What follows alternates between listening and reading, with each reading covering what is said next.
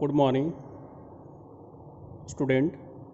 Electrician of heater द्वितीय वर्ष के छात्रों के लिए वर्कशॉप कैलकुलेशन और साइंस विषय का रिवीजन क्लास चल रहा है। इस रिवीजन क्लास में हम निमी की बुक से area of regular surfaces and irregular surfaces cutout पढ़ रहे हैं, अर्थात कुछ नियमित ज्यामितीय आकृतियों से जो कटआउट निकाल लिए जाते हैं उसके बाद जो एरिया निकालना होता है आकृति का, उसका हमने अध्ययन किया। इसके बाद कुछ इरेगुलर आकृति होती है जिसको हमें रेगुलर बनाना होता है, कंस्ट्रक्ट अपने दिमाग में सोचना होता है कि इस आकृति को हम किस रेगुलर आकृति में कन्वर्ट कर सकते हैं, और फिर उससे जो कटआउट होता है उसके बाद का जो क्षेत्रफल निकालते हैं। तो इससे पहले आपको ध्यान आया होगा, तो मैंने आपको इस वाली फिगर देखिए, ये कोई रेगुलर आकृति आपको दिखाई दे रही है, एक टी आकृति है, इसका क्षेत्रफल निकालना था। तो हमने इसको कन्वर्ट कर दिया, यहाँ से लेकर के यहाँ तक एक आयत में कन्वर्ट कर लिया, और इसको भी यहाँ से लेकर के यहाँ तक एक आयत में कन्वर्ट कर लिया, और पहले का क्षेत्रफल निकालकर दूसरे का निकालकर दोनों को जोड़ दिया, जिससे कि हमें इस टी आकृति का क्षेत्रफल मालूम हो गया। इसी प्रकार से इस यू आकृति का क्षेत्रफल निकालना था, तो उसके लिए भी हमने क्या किया कि इसको कई पार्टों में तोड़ दिया। जैसे यहाँ से यहाँ तक आयत बना लिया, यहाँ से यहाँ तक आयत बना लिया, फिर इसको भी एक आयत बना करके तीनों का क्षेत्रफल मालूम कर लिया। तीसरा फिगर ये था कि आपको एक आकृति दी गई थी जिसमें से एक सर्किल का जो खंड है वो काट कर निकाल लिया गया।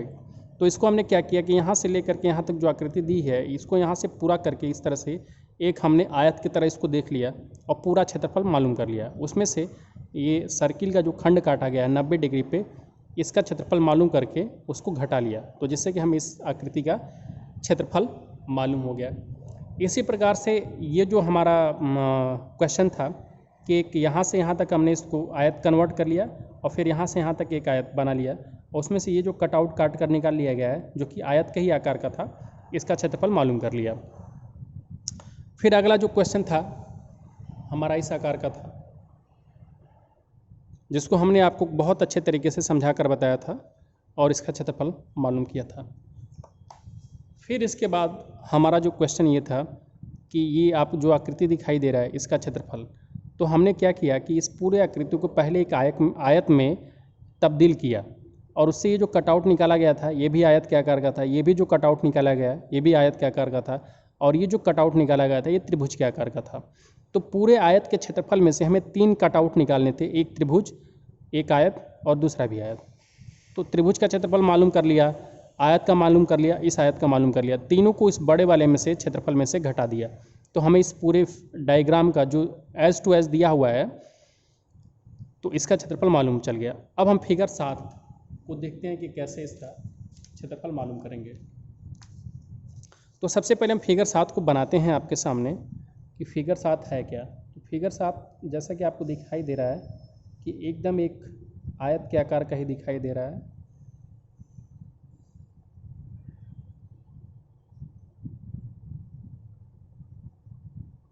ये हमारा आयत बन गया। फिर आपको जो डायमेंशन दिया गया है यहाँ से यहाँ तक ये 100 दे दिया गया है, और जैसा किताब में लिखा गया है कि all dimension are in mm, मतलब कि यहाँ पे केवल आपको डायमेंशन दिया जा रहा है, उसका मात्रक नहीं दिया जा रहा है। और यहाँ पे नोट में लिख दिया गया है, नोट देखिए कि all dimension are in mm, मतलब ये सभी बीमाएँ जो हैं, ये जो सभी साइजें हैं mm में ली गई हैं। तो आपको ज़्यादा टेंशन लेने की ज़रूरत नहीं है। ये जो 100 लिखा है ये कितना होगा, 100 mm होगा। ठीक, इसके बाद आपको ये भी बीमा दे दी गई है, ये भी डायमेंशन दे दिया गया है, ये कितना होगा, 50 mm का होगा। तो पहले आपने ये आकृति कंसिडर किया, ये आकृति बनी, ठीक है। इस आकृति का हम क्षेत्रफल ज्ञात कर सकते थे, कोई टेंशन नहीं था, लेकिन इसमें से कटआउट काट कर निकाल लिया गया है। कटआउट मतलब एक आकृति काट कर निकाल ली गई है, इस आकृति का कोई चीज़ काट कर निकाल लिया गया है। ये 30 का था और ये 40 का था, और इसमें से एक और आकृति काटी गई है, और तो इसका ये जो व्यास है ये फाई जो आपका है इसका व्यास बता रहा है, वो फाई कितना है 20 है, तो 20 का मतलब 20 mm। तो हम सबसे पहले जो पहली हमारी बड़ी आकृति थी जो आयत की आकार की है उसको 1 मान लेते हैं, ये जो दूसरा कटआउट निकाला गया है इसको 2 मान लेते हैं, और ये जो तीसरा कटआउट है इसको 3 मान लेते हैं। तो पहले हम आयत का क्षेत्रफल मालूम करते हैं, जिसको हम पार्ट 1 का क्षेत्रफल बोलेंगे। पार्ट 1 का क्षेत्रफल ये किस फार्मूले पे होगा, लंबाई गुणे चौड़ाई। तो ये मालूम चल जाएगा लंबाई कितनी है 100 mm, चौड़ाई कितनी है 50 mm। तो क्षेत्रफल कितना हो जाएगा 100 गुणे 50, 5000 mm का स्क्वायर। तो पार्ट 1 का जो हमारा क्षेत्रफल आ गया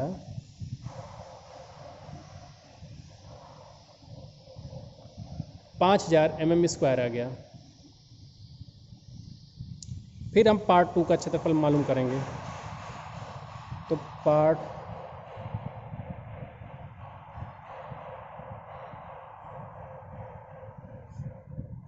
2 का क्षेत्रफल क्या है, लंबाई गुणे चौड़ाई है।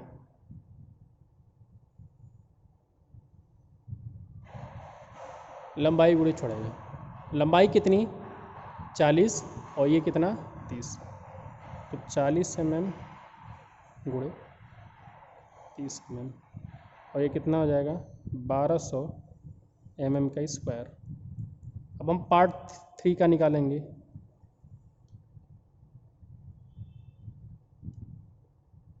ये क्या होगा पाई आर स्क्वायर।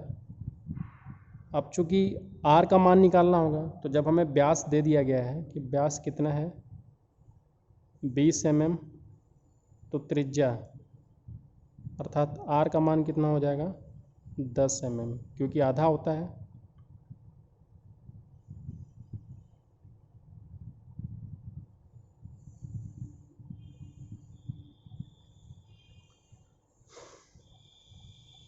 हम निकालेंगे तो पाई का मान 3.14,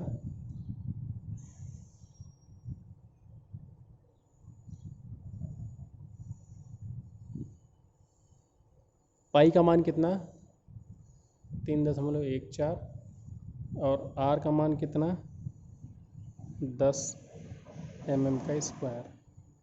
3.14 गुणे 100 mm स्क्वायर, और 100 का गुणा हो जाएगा तो कितना हो जाएगा 314 mm स्क्वायर। अब हमें शेष पार्ट का क्षेत्रफल निकालना था, मतलब जो छायांकित भाग है इसका ही केवल क्षेत्रफल निकालना है, क्योंकि ये तो कटआउट निकल गया है तो बचा नहीं इस आकृति में, तो इसका निकालना है। तो क्षेत्रफल बराबर क्या हो जाएगा 1 का क्षेत्रफल माइनस 2 का क्षेत्रफल माइनस 3 का क्षेत्रफल।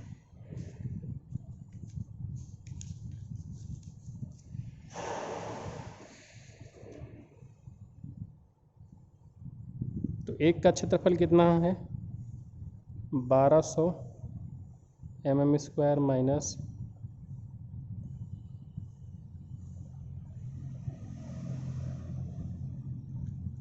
5000 mm square minus 1200 mm square minus 314 mm square.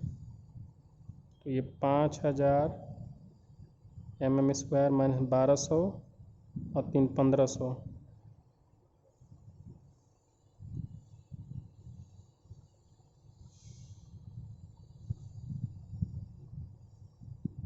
इसको घटाएंगे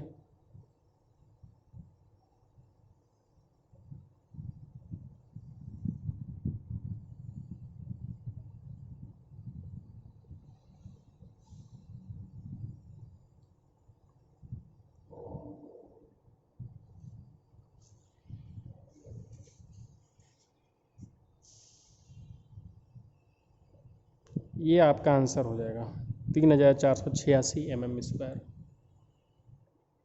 तो इस पूरे प्रश्न का स्क्रीनशॉट ले लीजिए।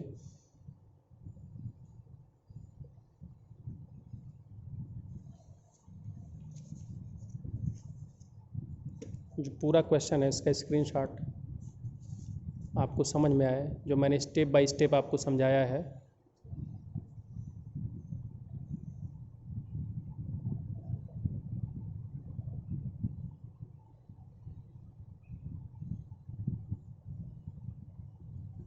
अगले क्वेश्चन पे आते हैं। अगला क्वेश्चन देखिए, आपका ये आकृति है, इसका हमें क्षेत्रफल मालूम करना है।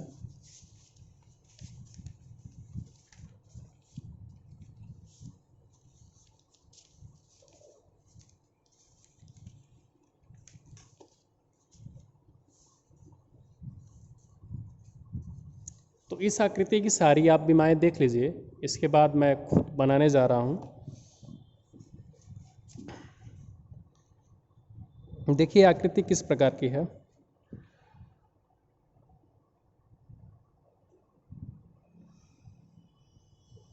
लाइन खींचा गया, फिर एक ऐसी लाइन खींची गई, और ये जो है आपका दिया गया 60, तो ये कितना हो गया, 60 mm हो गया। और ये आपका कितने ऊंचाई तक है, 8 mm।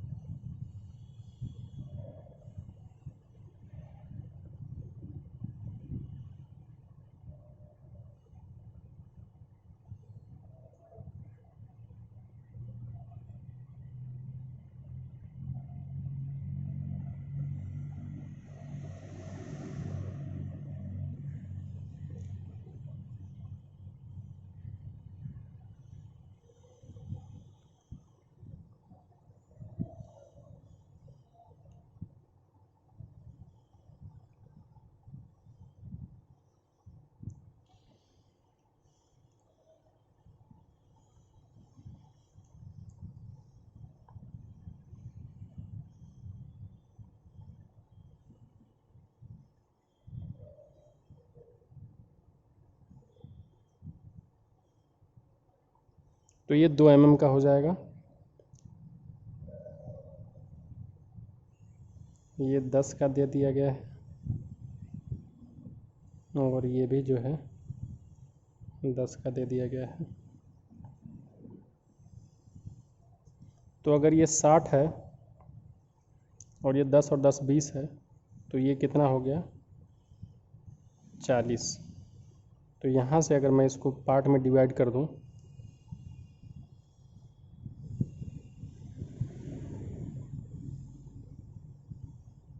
तो इसको पार्ट 1 मान लेते हैं,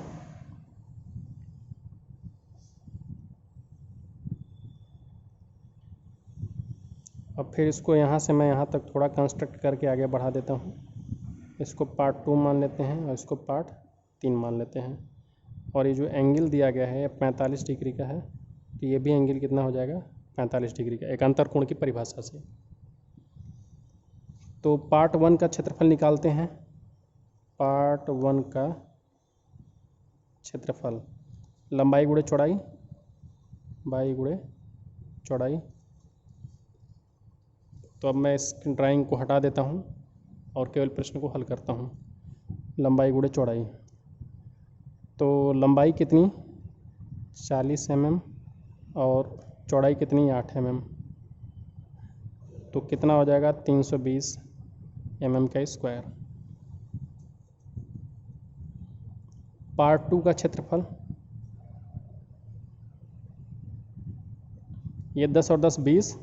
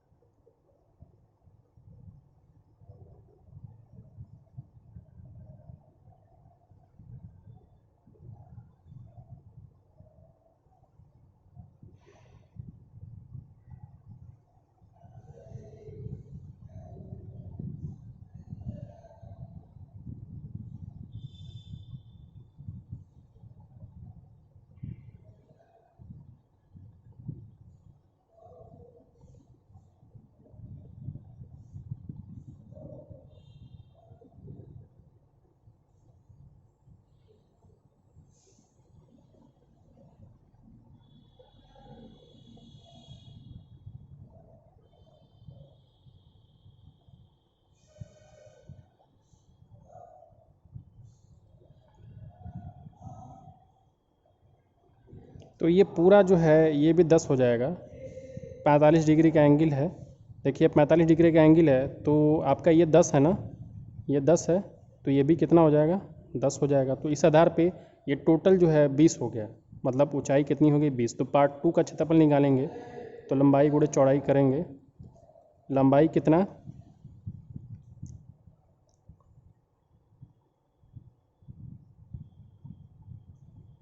20 mm और चौड़ाई कितना 10 mm,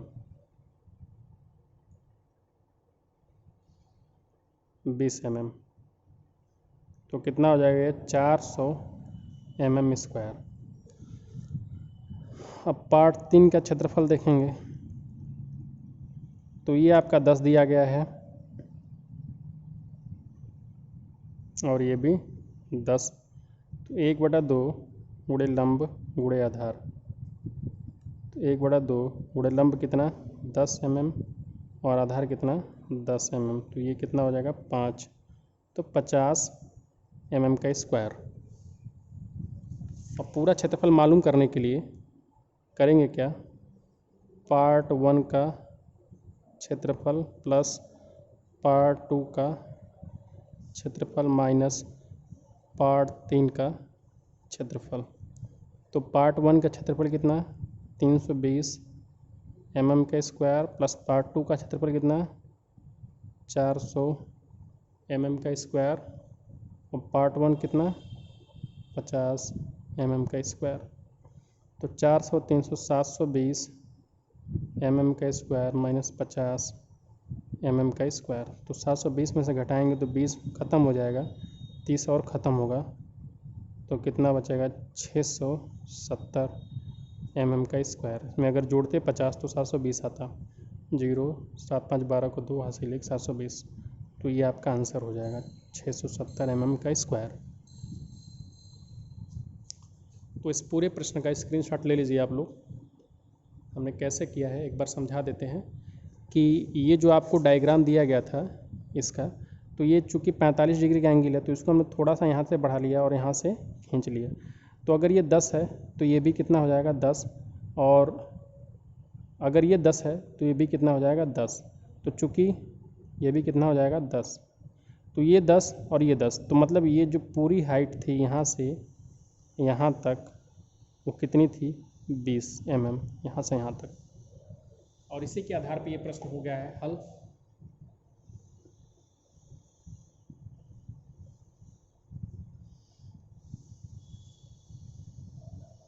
तो आज के लिए वीडियो क्लासेस में इतना ही। आज ये चैप्टर हमारा ख़त्म हो गया, कल से कोई दूसरा चैप्टर स्टार्ट किया जाएगा। वीडियो देखने के लिए आपको धन्यवाद।